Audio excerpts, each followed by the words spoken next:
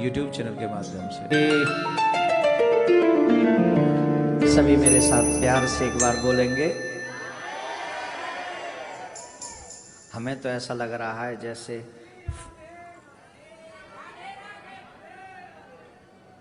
नहीं, ये नहीं लग रहा है। हमको ऐसे लग रहा है जैसे फल्गु नदी आज हमारे पंडाल में ही प्रकट हो गई। सूखी थी ना, फल्गु नदी में जल नहीं था, लेकिन सब उसे नदी कहते थे। वैसे बीच श्रोताओं के मध्य में फल्गु नदी प्रकट हुई है कि नहीं? आप बैठ भी नहीं सकते और आप इसको नदी भी नहीं कह सकते, लेकिन यहीं प्रकट हुई। बोले कि चलो सरकार ने वहां छुपा दिया है तो हम यहां प्रकट हो जा रहे हैं। वैसे तो कण कण में हर एक जगह पर यहां तीर्थ है, गया के हर एक स्थान पर। हम लोग यहाँ ये भजन जब मैं बोल रहा था सीरियसली गाते गाते, I am very excited and I am very happy. सच तो यही है संसार का। कोई समझ जाता है, कोई नहीं समझता है। लोभ के दाने में मत फंसना, बड़ा समझ का खेला। वो लोभ का दाना क्या है? सब उसी में फंसे हैं। वो लोभ का दाना है परिवार, वो लोभ का दाना है घर मकान, वो लोभ का दाना है जॉब, वो लोभ का दाना है बिजनेस, वो लोभ का दाना है इच्छाएं, जिनमें हम फंसे, जिनसे हमारे पूर्वज भी फंसे थे, जिसके कारण कई मुक्त हो गए, कई मुक्त नहीं हो पाए थे। उनको भी मुक्त करने की जिम्मेदारी हमारी है। हमें संसार में आए हैं तो कम से कम अपने पितरों का ऋण उतार सके। लेकिन बड़ा समझ का खेला है, इसी को कहते हैं विवेक। क्या कहते हैं? इंटेलिजेंट बहुत मिलेंगे संसार में, विवेकवान नहीं मिलेंगे। इंटेलिजेंट प्रेजेंट टाइम का प्रॉफिट देखता है, अपनी इच्छाओं के लिए काम करता है। लेकिन जो विवेकवान होता है वो लोक और परलोक दोनों में ही अपना हित ढूंढता है और वही कर्म करता है जिसमें दोनों जगह उसका हित हो सके। हमारे सांस्कृतिक भाषा में एक शब्द है क्षणिक सुख। कौन सा सुख? क्षणिक सुख। ये क्षणिक सुख ही तो है। बैंक में तुम्हारे में अपार पैसा पड़ा है, वो तुम्हारी सोच में ही तो पड़ा है, तुम्हारे पास तो है नहीं, है तो बैंक में। क्षणिक सुख ही तो है। सोच के हिम्मत बंधी हुई है कि हाँ पड़ा है। उसका यूज कितना किया है और कैसे किया, ये महत्वपूर्ण है। और ये मत घबराना, ये मत भूलना, कभी भी मत भूलना, तुम्हें भी जाना पड़ेगा। नो वन कैन सेव अस,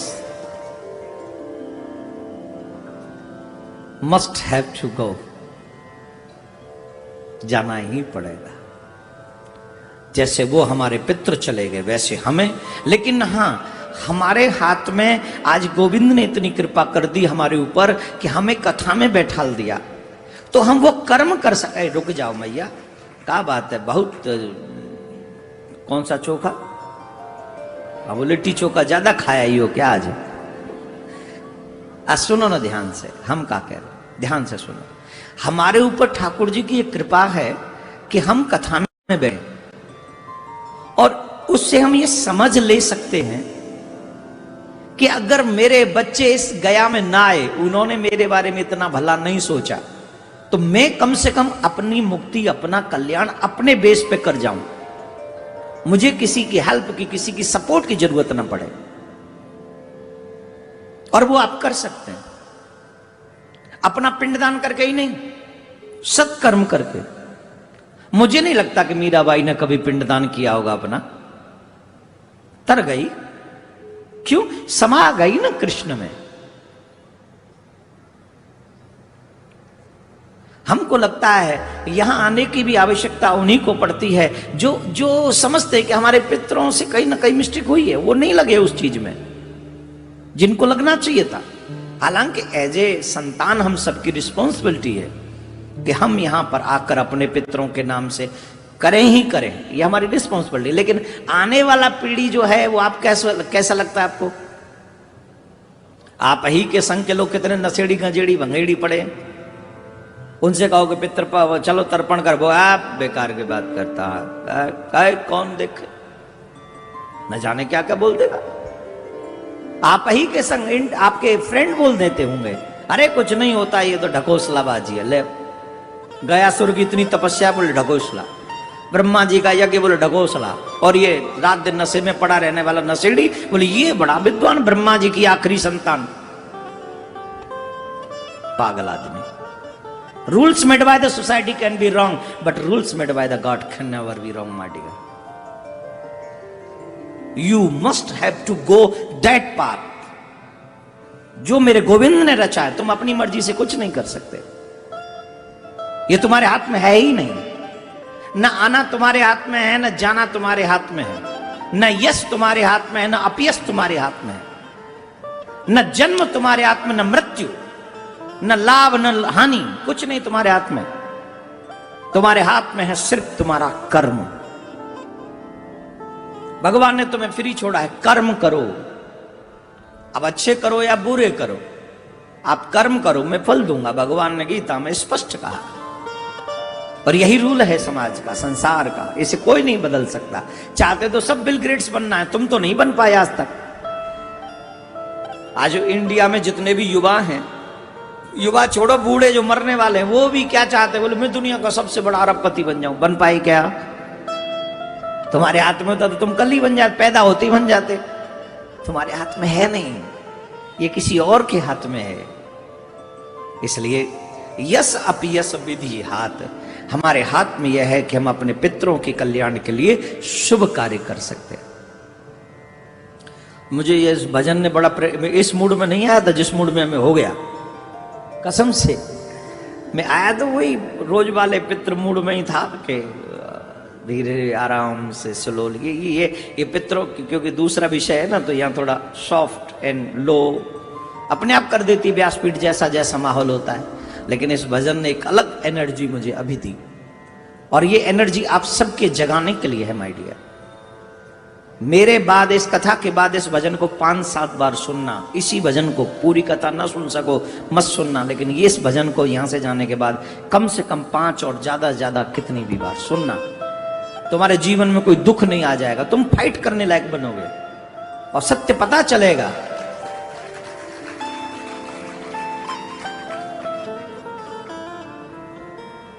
पंख है कोमल, बहुत कोमल है, थोड़ा सा भी कहीं लग जाए तो वही मां मर गई है, फिर भी अकेला ही चलना है। और कभी कभी हमारे जीवन में ऐसी स्थिति आती है, विपत्ति आती है, सब साथ छोड़ देते, 1 सेकंड नहीं लगता सबको छोड़ने में। जो 4 बैठे थे ना 10 पीने के लिए साथ, एक नजर नहीं आया हाथ। रीजन, ये सब सुख के साथी हैं, दुख में ना कोई। इसलिए अपने जीवन में ऐसे कर्म कर जाओ कि तुम्हें किसी की सपोर्ट की जरूरत न पड़े। तुम्हारा कर्म श्रेयस्कर इतना हो कि तुम्हें ठाकुर तक पहुंचाने में वो कर्म तुम्हारी सहायता करे। और सुनो ध्यान से, जो बीत गई है ना उसके बारे में मत सोचना। पीछे जो बीती है ना आपकी, अच्छी बुरी भली, उसके बारे में बिल्कुल मत सोचना। अब अगर सोचना है तो बची हुई के बारे में सोचो, इसको कैसे काटूं। 2, 4, 10 दिन, 20 दिन जो बचे हैं, ये सोचो कि इसे कैसे काटूं जिससे मुझे मुंह काला ना करना पड़े, मुझे मुंह छिपाना ना पड़े, मुझे भगवान के आगे रोना ना पड़े, मुझे कुछ और न कर, मुझे नरक में न जाना पड़े, कुछ ऐसा करो। और अभी भी तुम्हारे पास पर्याप्त समय है, ऐसा मुझे व्यासपीठ इशारा कर रही है। यहां जितने लोग सुन रहे हैं, आस्था पे सुन रहे हैं, यूट्यूब पे सुन रहे हैं, आई प्रॉमिस, ये मेरा विचार नहीं है, ये मुझे कोई दे रहा है आपके लिए। अभी भी तुम्हारे पास पर्याप्त समय है, अभी भी कुछ ऐसा कर लो जिसको करने के बाद तुम हिम्मत के साथ ठाकुर के सामने जाकर खड़े हो जाओ और कह दो, सरकार you are my boss and I am your servant. आप मेरे मालिक हैं, मैं आपका दास हूं। आज भी कह सकते हो आप, और ऐसी जिंदगी जी सकते हो, तब तुम्हें आसमान की ऊंचाइयों को उड़ने में कोई रोक नहीं सकेगा। तुम्हारी पंख चाहे कितनी बूढ़ी हो गई हो, लेकिन बल वो देगा तुम्हें, उड़ने लायक सामर्थ्य देगा तुम्हें। I promise you. चलिए, तो पितरों के लिए श्रवण कर रहे हैं आप लोग श्रीमद् भागवत कथा का आज पंचम दिवस है माय डियर। पंचम दिवस में भगवान के प्राकट्य का हम लोग प्रसंग कल सुने थे। सुखदेव भगवान श्री राजा परीक्षित को कथा श्रवण कराते हैं। भगवान क्यों आए पृथ्वी पर?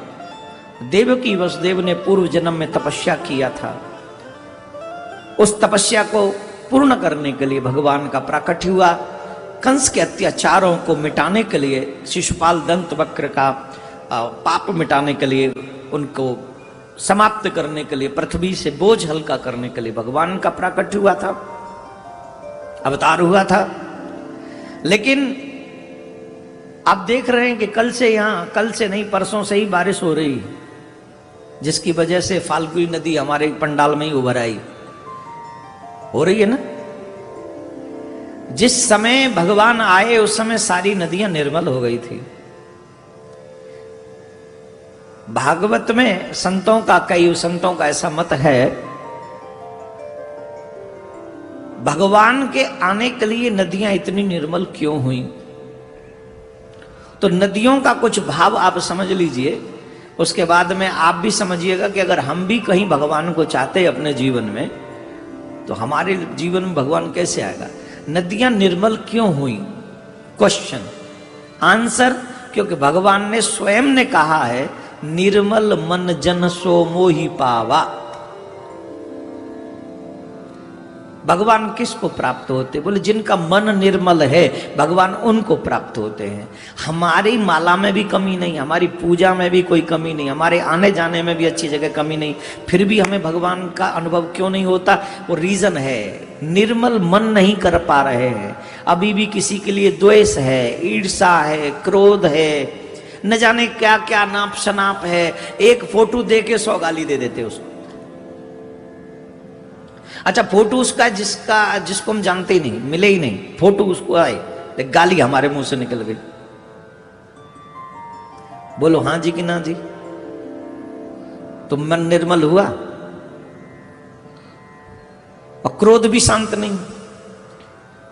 हमारे मिलिट्री मैन बैठे, मिलिट्री मैन कहते महाराज हमको तो अपने देश के लिए लड़ना पड़ता है, क्रोध करना पड़ता है, गोलियां चलानी पड़ती हैं, तो क्या भगवान हमें नहीं मिलेंगे? तुम जितने दुश्मन मारोगे पाकिस्तान के, उतने ही जल्दी भगवान तुम्हें मिलेंगे।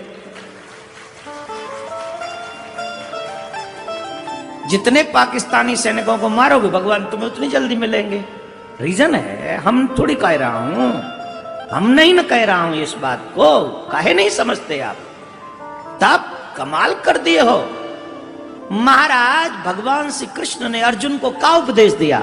गांडीव उठा, बाण चढ़ा और मार दे कौरवी सेना को। कहा कि नहीं, काहे? बोले इसलिए कहे हैं महाराज, क्योंकि युद्ध में वीर को, योद्धा को एक ही धर्म है, शत्रु का नाश करो।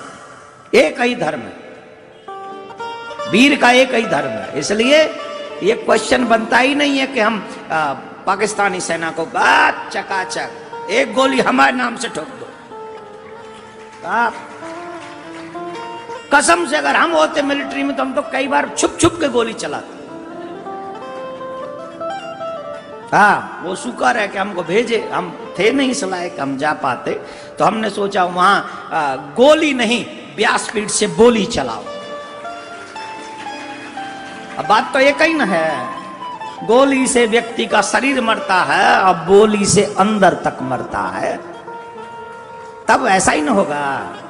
तो सुनिए, आप जितना मारेंगे पाकिस्तानियों को, उतने भगवान जल्दी प्रसन्न होंगे। ये हुआ ना महाभारत में, भगवान श्री कृष्ण ने अर्जुन से कहा, और अर्जुन ने जितने कौरव मारे ठाकुर उतना ही प्रसन्न हुए। युद्ध का धर्म वही है ना, धर्मो रक्षति रक्षितः। You save your religion, religion will save you. Simple सी बात है। आप भारत माता की रक्षा कर रहे हैं, ये माता है भारत माता, कृष्ण हमारे पिता है। किसी की पत्नी की कोई भी रक्षा करे, पति उस पर हैप्पी हो ही जाएगा। भाई तू कुछ भी ले ले, तूने मेरी पत्नी सुरक्षित की है। ऐसे ही सैनिकों के लिए, भारत माता की रक्षा के लिए दूसरों की बलि लेना, it's not wrong, do it. जब भी अवसर मिले कर डालो। हम तो छोड़ो, कथा सुनाओ, राधे राधे बोलना पड़ेगा, जोर से बोलना पड़ेगा। तो हम क्या कह रहा था, हम ये कह रहा हूं, नदियों को जब पता चला कि भगवान आ रहे हैं, और उनको जब ये पता चला कि भगवान मिलते किनको हैं, बोले जिनका मन निर्मल होता है उनको मिलते हैं, तो वो सब निर्मल हो गई। वो निर्मल इसलिए हो गई कि कृष्ण हमें प्राप्त हो जाए, और जब हम उनके सामने जाएं तो उन्हें हमारा स्वभाव पसंद आ जाए, इसलिए वो निर्मल हो गई। दूसरा, नदियों की प्रसन्नता का एक और कारण था। जिस समय भगवान नारायण ने समुद्र मंथन कराया था या सेतु बंधन कराया था, भगवान श्री राम के समय में जब समुद्र पर सेतु बना, तो जितनी भी नदियां हैं उनके पति कौन है? समुद्र, सागर। सागर पर बना सेतु, पुल, फ्लाईओवर बना किससे? पत्थरों से, पर्वतों से। तो वो इसलिए भी प्रसन्न थी कि ससुर जी तो, अब पिता कभी ज्यादा बेटी की ससुराल जाता नहीं, और इन नदियों के अधिकांश पिता जो पर्वत ही हैं, वो यहीं से उद्गम होता है इनका, पर्वतों से। बोले हमारे पिता तो कभी हमारे ससुराल आते ही नहीं। लेकिन राम अवतार में सेतु निर्माण के समय हमारे राम जी ने हमारे ऊपर बड़ी कृपा करी, और वो कृपा ये थी कि हमारे पिता को हमारी ससुराल ले आए और हमें मायके का अनुभव करा दिया, मायके का सुख प्रदान किया। इन भगवान ने हमें ये सुख दिया, ऐसा कब अवसर आएगा कि हम इनकी सेवा करके इन्हें सुखी करने का प्रयास करें। तो इसलिए वो बड़ी प्रसन्न हो रही थी भगवान के आने से। एक और बहुत सुंदर उदाहरण है, कई बार गंगा मैया से कहा करती थी नदियां, हमें अपने पिताजी के दर्शन कराओ, हमें हमारे अपने पिताजी के दर्शन कराओ। पिताजी कौन? कहां से उद्गम है गंगा मैया का, बोलो? विष्णुपदी। क्या नाम है गंगा मैया का? विष्णुपदी। मतलब भगवान नारायण के चरण से गंगा मैया का उद्गम हुआ, प्राकट्य हुआ। और गंगा मैया का प्राकट्य नारायण के चरण से हुआ है, तो नारायण पिता हुए। तो वो देवियां कहती थी हमें अपने पिताजी के दर्शन कराओ, नदियां कहती थी हमें अपने पिताजी के दर्शन कराओ। लेकिन गंगा मैया टाल जाती थी। कई बार होता है जिनके पिताजी थोड़े पॉपुलर हों तो बेटियों को या बेटों को थोड़ा, उनको ज्यादा लोग घेर लेते हैं, नहीं अरे अपने पापा से हमको भी मिलवा दो, पिताजी से हमें भी मिलवा दो। अच्छा, बेटियां और बेटे थोड़े से इग्नोर ही करते, ऑब्वियसली उनको पता है कि पिताजी थोड़े एक्स्ट्रा बिजी हैं, तो अवॉइड ही करते हैं वो लोग। कई लोग मिलवा देते हैं। तो गंगा मैया भी जानती थी नारायण भगवान मेरे पिता तो बहुत व्यस्त हैं, तो वो इग्नोर ही करती थी। लेकिन आज उन नदियों को लगा कि जब भगवान आ रहे हैं तो उनको लगा कि अब हमें गंगा की आवश्यकता ही नहीं, हम स्वयं से जाके मिलेंगे। अब तो वो पृथ्वी पर आ ही रहे, हम उनसे अवश्य मिलेंगे। एक और बात, अब तक जितने भी अवतार हुए नदियों को सौभाग्य नहीं मिला भगवान की अधिक सेवा करने का, लेकिन इस कृष्ण अवतार में भगवान श्री कृष्ण की चौथी पटरानी जो है वो यमुना, जिसे हम कालिंदी के नाम से जानते हैं, वो कालिंदी उनकी चौथी पटरानी बनकर उनकी सेवा कर रही है। और कहते हैं ना, जाति में से एक ही व्यक्ति पूजनीय हो जाए तो पूरी जाति ही पूजनीय हो जाती है। ठीक वैसे ही नदियों में से जब कालिंदी श्री कृष्ण की पटरानी बन गई तो सभी नदियों ने अपना सौभाग्य मान लिया, इसलिए कि वो आ रहे हैं तो हमें भी प्रसन्न हो जाना चाहिए, हमें भी उनके स्वागत में तैयार हो जाना चाहिए। बोलो राधे राधे। देखो, जिस समय आप गया वाले हैं वो भी सुन लें, जो यहीं के लोग हैं, और जो बाहर से आए हैं वो भी सुन लें। जिस समय आपके मन, कई लोग तो ऐसे होंगे इन्होंने यहाँ आके देखा होगा कि हमारे होर्डिंग लग रहे हैं, अच्छा महाराज यही है, चलो हम भी चल रहे हैं। कौन है ऐसा? जिसे यहीं पता चला हो, देखो हाथ उठ के, हमें पता है, यहीं पता चला होगा ना कि अरे लगे चलो भैया हम फ्री भी हैं। अधिकांश लोग यहाँ भीड़ बहुत है, लेकिन इस समय बिजी बहुत है, राइट। सुबह के समय सब लोग श्राद्ध करते, पिंड करते, तो पब्लिक शाम के समय कथा सुन सकती है। वैसे तो यहाँ सुबह से शाम तक का प्रयोजन होता है पूरा। और आज तुम भीतर घुस जाओ तो कब लौटोगे तुम पे डिपेंड नहीं है वो, समझ रहे? 12 घंटे भी हो सकते हैं, 14 घंटे भी हो सकते, तुम बस घुसो अंदर, बाहर कब आओगे भगवान मालिक है। तो वो हमारे हाथ में नहीं है, वो तो ठाकुर के ही हाथ में है। व्यस्तता बहुत है, लेकिन क्योंकि यहां सुबह के समय कथा करना, और हम सुबह इसलिए कथा कर रहे हैं कि सुबह आपका घर भी स्वच्छ रहता है,